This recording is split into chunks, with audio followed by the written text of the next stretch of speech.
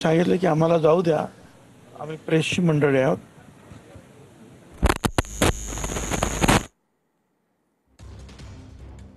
तर आपण पाहतो या ठिकाणी छगन भुजबळांनी या संपूर्ण प्रकारानंतर प्रतिक्रिया दिलेली आहे. या संपूर्ण प्रकरणाची दखल घेतलेली आहे आणि त्यांच्यावर कारवाई करू असं आश्वासन सुद्धा भुजबळांनी दिलेलं आहे. त्र्यंबकेश्वरमध्ये ठेकेदाराच्या गुंडांकडून पत्रकारांना मारहाण करण्यात आली होती. यामध्ये काही पत्रकार गंभीर जखमी झालेले आहेत. त्यांची भेट घेण्यासाठी छगन भुजबळ इथे आले होते. नावच वर्तमानपत्रात येणार नाही. दुर्दैवाने ह्या तिथल्या काही लोकांनी जे पावती फाडणारे आहेत असं म्हणतात, त्यांनी बेदम म्हणजे दगडांनी मारलं, काठ्यांनी मारलं, छत्री मारल्या, डोक्यामध्ये तळण्यात प्रचंड मार. दोघे जण जे ते जखमी होते पोलीस स्टेशनमध्येच तिथे ते FIR वगैरे काही नोंद करायचं काम सुरू आहे. जी काही माहिती तिथल्या प्रवासी संघटनेने दिली तेही असं सांगतात की नेहमीची ही गुंडगिरी आहे आणि हा जो टोल वसुलीचा किंवा काय असेल त्यांचा तो कसले पैसे घेतात मला काही कल्पना नाही आहे, कारण ऑक्ट्रॉय तर सध्या नाही आहे आपल्याकडे. मग ते पैसे कसले जे काय असतील ते, पण मर्डर केसमधले 302, 307 असले जे आरोपी जामिनावर आहेत किंवा इतर आहेत त्यांच्याकडे हे सगळं काम आहे आणि त्यांची ही सगळी मंडळी आहे आणि त्यांना काही समजत नाहीत आणि लोकांना आपलं कुशाल मारत आहे. मी SP ना स्वतः फोन केला ताबडतोब कळल्याबरोबर वाटत असताना आणि मी त्यांना सांगितलं की ताबडतोब कारवाई करा. आणि पुन्हा आता त्यांना मी सांगतोय की ती कारवाई अतिशय कडक झाली पाहिजे. टाइमपास होता कामा नये. आता सुद्धा यांना जे आणलं हॉस्पिटलमध्ये ताबडतोब आणण्याच्या ऐवजी जे आहेत बराच वेळ तिथेच होते आणि तिथले जे इन्स्पेक्टर ते काय करतात, पोलीस काय करतात, त्यांना माहिती नाही का हे दादा लोक कोण आहे तिथे, त्यांना काहीच कल्पना नाही आहे का. आता यांना मारलं आणि सगळे एकत्रित होते सगळे मीडियाचे लोक म्हणून ही गोष्ट बाहेर पडते आहे.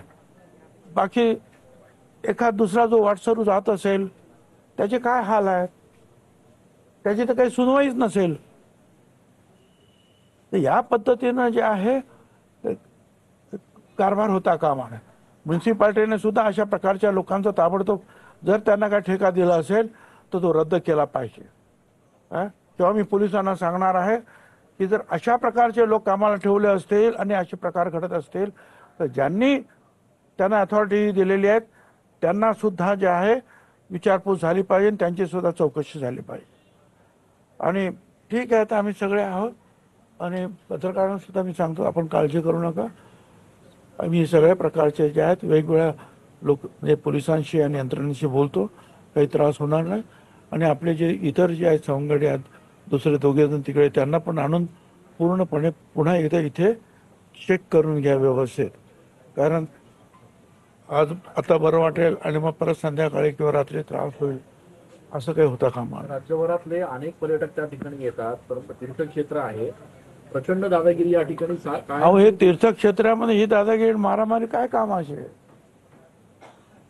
आणि तुमच्याच त्या गावाचं महत्व वाढवायचं काम हे मीडिया करते ना प्रसिद्धी देऊन. तर काय आपलं नाव जाणार आहे जगामध्ये, काय नाव जाईल त्या त्र्यंबकेश्वरचं आणि आपल्या सगळ्यांचं. आणि कुंभमेळ्यात असं होणार आहे का, काय उत्तर द्यायची, सरकारी अधिकाऱ्यांनी काय उत्तर द्यावीत, मंत्र्यांनी काय उत्तर द्यावीत. आणि म्हणून पोलिसांनी ज्या कडक कारवाई करायला पाहिजे हे सगळं पोलीस मनात आणलं तर पोलीस करू शकतात, मला खात्री आहे. उगीच माझं म्हणणं आहे की लकीर के फकीर बनू नका. कायदा हातात घेणारे लोक जिथे जिथे असतील तर इतरत्र सुद्धा असतील टोल नाक्यावर चौकशी करा ते कोण आहेत ते, त्यांचा पोलीस रेकॉर्ड तपासा आणि मगच त्यांना जे आहे तिथे उभं करण्याची परवानगी द्या. यात जास्तीत जास्त गुन्हेगारी पद्धतीचे नेहमी होते त्या ठिकाणी. आता नाही याच्या आधी सुद्धा आपल्या पत्रकारांना नेहमी तिथे अडवणूक झालेली. साधी पार्किंग नसताना ज्या ठिकाणी पार्किंग दिलेलं नाही परंतु त्या ठिकाणी सुद्धा ते पार्किंग करतात आणि वसुली करतात. आणि कोणत्या गोष्टी मी आता बोललो ना की आता ज्यांनी त्यांना ही अथॉरिटी दिली त्यांना जाब विचारावा लागेल आणि पोलिसांनी इन्स्पेक्टरनी त्यांना बोलवून घ्यावं. कुठल्या प्रकारची माणसं तुम्ही नेमलीत? काही तुम्हाला लोक भेटले नाहीत का चांगली माणसं? आणि अशा पद्धतीनं तुम्ही यात्रेकरूंबरोबर वागणार का? आता हे नाशिकचे सगळे पत्रकार मीडिया त्यांच्याबरोबर ही वागणूक, आता जगभरातून जेव्हा लोक येतील तेव्हा काय वागणूक देणार आहात तुम्ही? माझं या ज्यांनी त्यांना ती अथॉरिटी दिली ती काय त्र्यंबकेश्वर म्युन्सिपाल्टी वगैरे काय आहे ती, आणि पोलीस तिथले, त्यांना मला हा सवाल विचारायचा आहे की काय उत्तर द्यायचं आपण बाहेरच्या लोकांना, हे असं जर होत असेल तर. पण कायदा सुव्यवस्थेचा प्रश्न नाशिकमध्ये शहरात नव्हे तर जिल्ह्याभरात आहे. आपण याकडे काही मुख्यमंत्र्यांकडे काही सांगणार आहे का? नाशिक पण लेटेस्ट एका तर या विषयावर कॉन्सन्ट्रेट करूया, त्याला आणखीन तुम्ही जे आहे फाटे फोडायचं काम करू नका.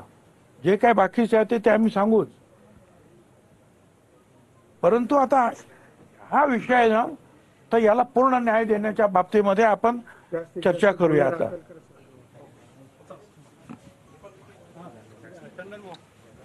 ऑडिओ होता ना भाऊ? डीवायएसपी पण तर आपण पाहतोय आताच पावती फाडणाऱ्यांनी पत्रकारांना बेदम मारहाण केल्याचं भुजबळांनी म्हटलं आणि मारहाणीच्या या घटनेची पोलीस अधीक्षकांना माहिती दिल्याचंही त्यांनी सांगितलं. त्यामुळे आता पत्रकारांना अशी वागणूक तर पर्यटकांना काय वागणूक दिली जात असेल किंवा काय देणार, असाही सवाल भुजबळांनी या ठिकाणी उपस्थित केलाय. एकूणच या संपूर्ण प्रकरणानंतर भुजबळांनी ही प्रतिक्रिया दिलेली आहे. पत्रकारांना अशा प्रकारची वागणूक मिळत असेल तर पर्यटकांना काय वागणूक देणार, असा सवाल त्यांनी उपस्थित केला.